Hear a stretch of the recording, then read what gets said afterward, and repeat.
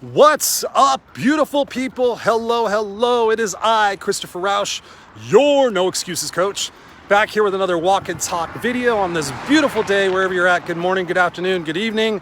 I know I have friends all over the world. And actually, I was just talking to somebody, my podcast is growing in India, of all places. I love it. So hello to my Indian friends.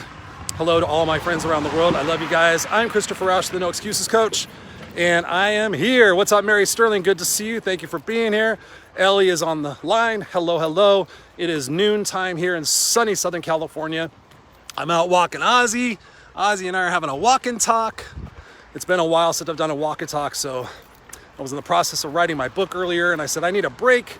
And so we're gonna go out this beautiful day and do a walk and talk, even though I'm in a little bit of pain. I'm feeling good, and I'm just energized, and I'm excited. I've been taking a little bit of a break from doing walk and talks and doing some social media because my focus has been on a couple areas. And I want to share those areas with you because they're important. And I'm just going to riff on whatever comes to my mind and my heart. So thank you. Fasten your seatbelts. Of course, comment, ask any questions you want. So where has my focus been? My focus has really been on healing. My focus has been on discovering who Christopher really is. Who Christopher really is. If you guys have followed me for any amount of time, you guys know I was in corporate for my last position. My last job was 26 years, and I left that 2 years ago. And over this 2-year journey, I've had to rediscover who Christopher really is. Because over the course of my lifetime, I have catered to please everyone else and then myself. I'll say that again. For the course of my life, I have spent most of my time catering to everybody else, making everybody else happy, making everybody else inspired, making everybody else laugh, making everybody else everything, so that I could get validation, approval, acceptance, financial abundance, egoic shit, everything else. So when I left corporate and suddenly went from being around a bunch of people with a bunch of responsibilities to just being me, being an entrepreneur, coach, speaker, author, everything else, was a little challenging. Because ultimately I didn't have anybody else to please anymore except for myself. So I had to address the reasons why I was not pleasing myself. What's up, Scott? Good to see you. Thank you for being here. I can sort of see what's going on the screen, but yeah, so I've been focusing and periodically I come up from air and I think I've got it, but then I go back down and I just really want to discover who we are at our core, because progressively and ultimately I just want to become a better coach, a better speaker, a better person, a better father, a better human, everything. So in order to do that, I can't put my focus and direct my focus on anyone else but myself. And that's the fucked up problem that's going on in the world today. And what goes on quite often in our lives is we focus on everyone else and everything else, hoping, wishing, and praying that someday we're gonna get an opportunity to live our life. And then suddenly we're dead. Or suddenly we have a sickness or an illness or something causes us to wake up to realize that someday never happens. Someday is today. Someday is the day that you decide to create your future.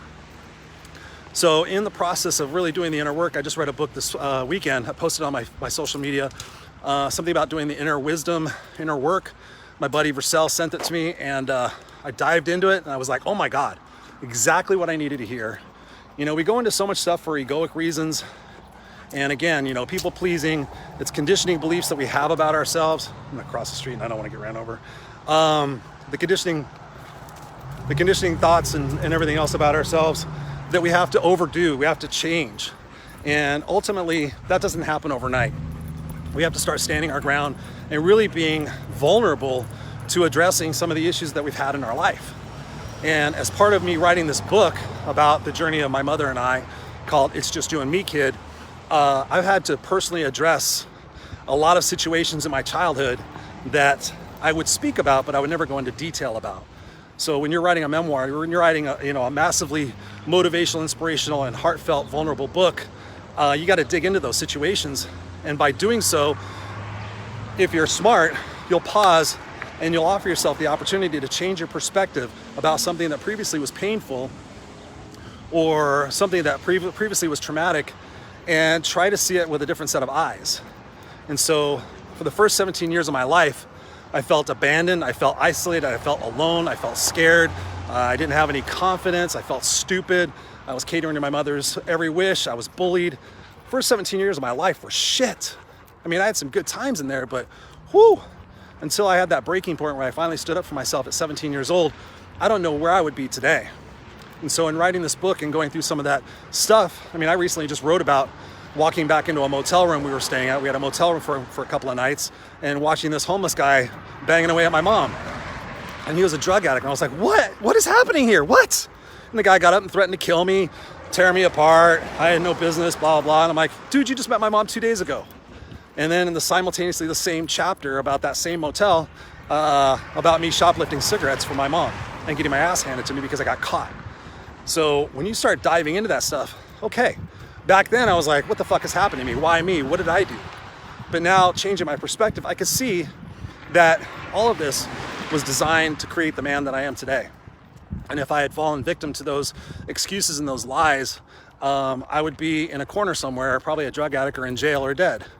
So when we readdress the situations in our life and we give them different meaning and different purposes, then we can sit there and look at it and say, you know, although I'm not glad they happened, but in a way, they have shaped me to be the person I am today. So I can look back now and say, thank you. I can say, thank you, Mom, because although my mom, in most people's eyes, give the dog a break here for a second. My mom, in most people's eyes, was not a great mother. She taught me a lot. And I just started reading Will Smith's book. And in the very first chapter, he basically talks about his dad being the person he idolized the most and was his greatest pain. And I could not identify more with that statement in realizing that, what's up, Robert? Good to see you. In realizing that, you know, the tough challenges in our life are when we grow the most. We really do. Look back on your life and think about when you grew the most. It was through those fucked up situations. It was through those challenges that were unexpected. It was when you were out of your comfort zone. But yet, how many of us want to stay comfortable? I've even found myself lately being a pussy about going outside when it's hot. I'm like, it's not comfortable, it's too cold. I'm like, oh, so the world would be so great if it was perfectly, the temperature was perfectly inclined to me. You know, it's crazy how comfortable we become. And quite honestly, I'm about pushing people out of their comfort zones. I'm about pushing myself out of my comfort zone and continuously learning and growing and digging into the aspects of my life where I feel vulnerable, where I find that I have some sort of judgment coming up about something. You know, if I feel, I realized the other day I was having a pity party for myself. Christopher Rausch, the No Excuses coach. And I found myself feeling these emotions and I was like, what is this? And so instead of just kind of like just going down the rabbit hole and supporting all that stuff that I thought I was thinking, instead I asked myself, what am I making this, hello, what am I making this to mean about me? And I realized I was having a little pity party. I was jealous. And I was like, you know what, where is this coming from? This is coming from a lack mindset. Is this coming from love or fear? As my buddy Scott Goyette says, that's the only two lenses you can look through in life. What's up, John Clark? Good to see you. Thank you for being here. The only two lenses you can look through in life are love or fear. And so apparently I wasn't looking at it for love out of, you know, like, oh my God, I'm so happy for this person. It's so great that they're abundant. It's so great this. You know, I found myself going, I wish I had that. Oh, when am I going to get that? You know, is that going to happen? I started going down this little pity party hole. I'm like, no, that's bullshit. That has nothing to do with me. The only thing that has to do with me is the fact that if I decide to go down that rabbit hole and have a pity party and feel sorry for myself and maybe do destructive habits, you know, like a drink or whatever, or decide, you know what, it's coming because one brick by brick, as they talk about in Will Smith's book, brick by brick, you build a wall. And that's what it is, that we get to build a wall every single day of the actions that we take, of the focuses that we make. And that's why I titled this, Where is Your Focus? You know, a lot of people, their focus is on fears and worries and what ifs and pontificating. I see it. Well, what if this happens? And I think this should happen, and blaming this and doing this. Where does that get anybody? Where does that get anybody? All the people, like, you know, gathering around together, the group think, oh yeah, this is gonna happen. Blah, blah, blah, blah. Meanwhile, they're not living their own fucking lives. Meanwhile, there are hurt people out there trying to hurt people because they're not focusing on healing. They're focusing on hurting. They're focusing on getting back at people. They're focusing on proving a point. They're focusing on being right. Fuck that. Take care of yourself, for God's sakes. Yes, be passionate about world issues. Be passionate about things that affect the overall greater good of the world, of course. But if you're not taking care of your own stuff, if you're coming at this from a childhood aspect, you know, wanting to get back at all the man. I want to get back at the people who tell me I can't do what I want to do. I get it, I understand it. But where is that coming from? That's coming from a root source from your childhood where you're mad at the authority figures in your life and now you want to get back at them. Trust me, A lot of the stuff that's going on in the world today is not about politics. It is not about other things. It's about a lot of hurt people trying to get back and prove that they are right so that they can now move on with their life. Oh, once I have this type of president, once this is that, then I'll be happy. Then I'll be able to move my life. But right now I can't do anything because the man is holding me down because of this and because of that. No, you're holding yourself back because your focus is external. What's up, Jordan? Good to see you, man. Your focus is external. Can you control what is external? Yes and no. Can you focus on what's on internal? What's going on inside? Can you focus on your mind? Can you focus on healing? Can you focus on better understanding yourself? Hey, and how about this? How about this, ladies and gentlemen? How about trying to understand other people? Can we take a minute to understand other people? Yes or no? Yes. But so many people don't want to listen to the other side, whatever side it is. I don't want to listen to that. It's a bunch of bullshit. They're talking out their ass. They're all lying. And I'm saying that about both sides. Political sides, vaccination sides, border sides, anything, any side, I'm seeing that. And I'm like, wow, both sides think the other person's wrong, but don't really understand what it is that they're wrong about. Well, they just have a different opinion than I do. And I've had lots of conversations. You guys should know me by now. I love asking people questions, whether it's on camera or not. And here's the funny thing. In most situations, and I can say this truthfully, in most situations where there is a debate, where there is an argument, where there is a differing opinion, ultimately, it appears that we're trying to get to the same spot ultimately. We're trying to get to the same spot ultimately. We go about it from different directions, we go about it from different foundations, but ultimately, we want the same conversations. And I invite those people to say, can you see how that other person is doing the same thing, but just differently? Well, yeah, but they should be doing this. They should be doing this. Why should they be doing something that you expect them to do? Tell them, do they know? Are they educated? Or they just should? Where is your expectation? If your expectation is rooted in people should just automatically know, my husband should know to do this, and you haven't communicated, that's your responsibility. People do not automatically know things. I'm a fucking smart person. I am oblivious to. So if I need to know something and I'm not doing it and I don't know it, it's your responsibility to say, hey, Chris, I don't think you know about this, but hey, can I tell you something? Sure, what is it? Oh, blah, blah, blah, blah, blah. Okay, wow, I did not know that. Thank you so much for illuminating me. I really appreciate that. I really appreciate that. But most people don't have the fucking balls to speak the truth and to have a conversation.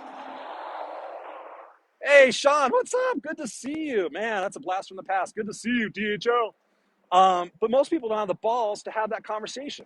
Most people don't have the balls to sit there and listen to a difference of opinion without getting reactionary, without getting mad, without trying to sit there and prove their points are right and the other person's are wrong. How about listening to somebody and asking more questions? Hey, how did you come up with that belief? Where does that stem from? Was that something you grew up with? Have conversations. People talk about the holidays and about, how Thanksgiving used to be and da-da-da-da. You go to the family reunion dinner and everybody would talk about politics and there would be fights and everything, but you still loved each other. You still cared about each other. If somebody wound up in the hospital, irregardless of your opinion of who should be president or anything else, those family members show up. The people you agree with, do they show up? No, they don't.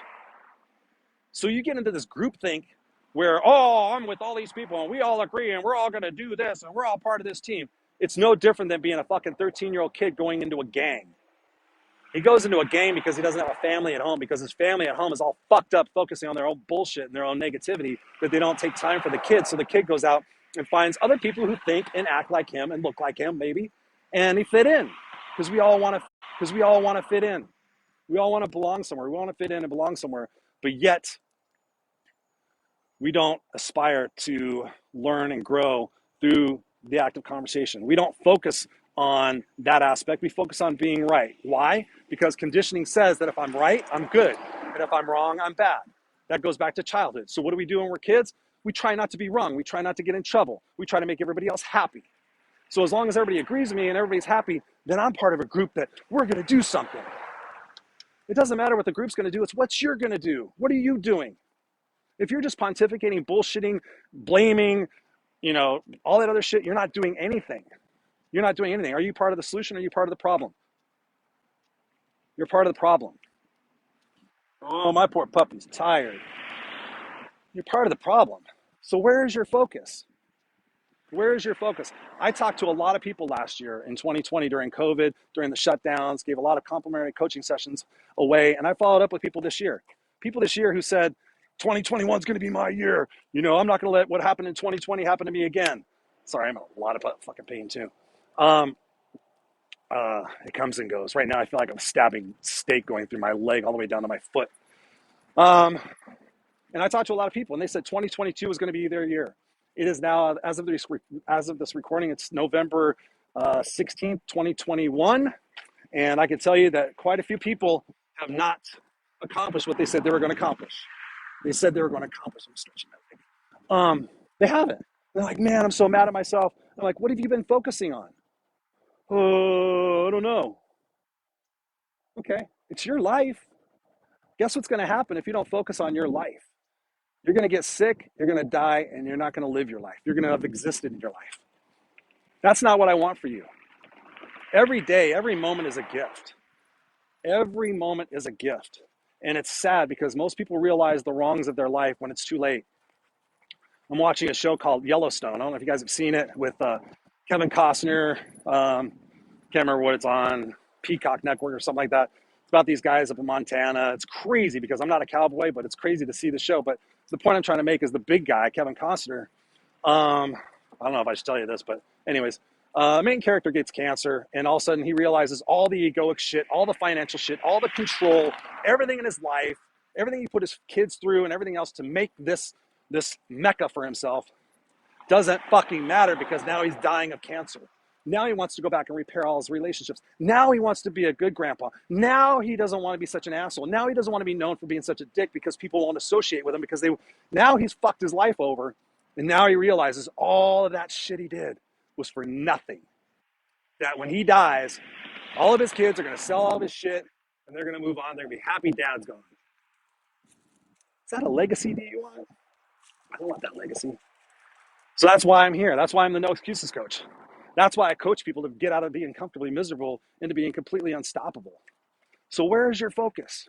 Are you doing the inner work? Are you reading books? Are you studying articles, how to get better and what it is that you're deficient in? So many people say, oh, I don't know. Fuck, it's Google and YouTube, ladies and gentlemen. It's free. There's a library. You can go to Barnes & Noble, read books for free, have a cup of coffee, sit on the floor. You take responsibility. If you don't get along with people very well, type how to get along with people.pdf. You will get a shitload of free information, but here's the problem. I can say this. Most people won't do that. Most people will say they don't know how. Well, I don't know where to start. And it's fucking stupid. I'm just telling you that. I'm just being serious. Keep it raw as I possibly can. Stop that. And I don't say stupid from a mean spot. I say that because you're just screwing yourself over. That's why I choose to read these books and to watch these videos and to constantly immerse myself in my self-improvements, my self-growth, to become that next version of myself, to become the next better person so I can be a better person for you, so that I leave a legacy that no matter when I go, that my son looks at my social media, my videos and my shows, and he goes, man, Dad stuck to his word. Dad was always honest. Dad was always trying to bring people together. Dad was this. As long as I know as I'm taking my last breath that exists in the world, then I have no problem. I'm leaving a legacy that I'm proud of, that I hope my son continues to carry on no matter when it is that I go. And I know I leave positive ripples because I continuously increase the amount of people who dig the raw and unscripted stuff, who dig the no excuses stuff. And I'm certain after the book comes out, that's going to be exponential growth for me. I know that's going to be big stuff. That's why I'm focusing on it. And that is challenging for me to focus on a book because it's like, where's the end result? I'm working today. I'm like an Olympic athlete. I'm training for someday when that book is out, that's going to get me on Oprah's show. It's going to get me on all sorts of different shows, and it's going to be catapulting my career. We're going to make a movie out of my life. There's going to be a lot of stuff. So I'm focusing on the long game. I'm not focusing on the short-term gratifications. I'm not focusing on the fact that I'm in pain. I'm not going to exercise. Yeah, I'm in a lot of pain right now. Right now, a lot of pain. Fucking leg is killing me. But I also know that exercise is good for my soul, that breathing, getting out in fresh air and getting sunshine is important. So the pain is going to be there whether I do it or not. Pain is a part of life, ladies and gentlemen. Trying to be comfortable is an illusion. If you are always trying to be comfortable and safe and certain, you're living an illusion. Life is to be lived. Life is to be cut up and broken and repaired and fall down and get back up. You know, you fall down 8 times, you get back up 9 times. You lead by example. You start with yourself first, and then when you have a strong foundation, then you go out and help others. Then you go out and really make a difference in the world. But you can't do that unless you're working on yourself first. You can't do that unless you're working on yourself first. So I can tell you this, tonight, the Raw Unscripted show, 7 p.m. Pacific Standard Time, we're going to have Johanna Godinez. She's an amazing person. She's a dear sister friend of mine. We're going to have her back on the show, just riff and just talk about life and get you guys inspired and motivated. So that's tonight. You can go on Facebook. You can see it. Click get reminder. What's up, Mary Kay? Good to see you. Thank you for being here. As always, Brian Keith, I think you're on there as well. Thank you guys for being here. Thank you guys. If this impacts you, please share this. It's massively important. If you're not on my YouTube channel, please go to my YouTube channel. I'm growing at 1 subscriber at a time. 1 subscriber at a time. So please take this message if it's impacted you and share this out. Put a little, don't just share it out with a message that says, hey, here's what I learned out of this conversation with Chris. Because ultimately, here's what I want. Here's my intention. That I want to make this world a better place for who I am and what I do. That my goal is that we leave this world a much better place for our kids and our kids' kids. That they don't sit there and write in the history books about how we all got selfish and stupid and started a civil war or started some other bullshit and fought against each other when we stand for the same things. I want my son to grow up in a world that's safe, that's happy. Right now, I can't even let him go outside on the street by himself because I'm afraid somebody's going to fucking abduct him. You know, I mean, I'm not being a little bit dramatic there, but let's leave a world that's really good for our kids. What's up, Lynn? Good to see you, sweetheart. Thank you, thank you, thank you. We all have a responsibility. Whether your kids are 20, whether your kids are 12, whether your kids are 2. We all have a responsibility to make this world a better place for who we are and what we do. And that starts by getting up in the morning and setting the intention. Just get up in the morning and say what you're grateful for. And then after that, say what you're setting the intention for the day. What is it that you're setting the intention for the day? My intention every single day is to go out there and make the world a better place for my actions and the words and the things that I do. I guarantee you I say that every day. I also say that I'm being present and playful with my son. And there are situations where I'm not. But guess what I do? I ask myself, what was my intention today, Chris? Your intention was this. Are you doing that? No. Correct. Change.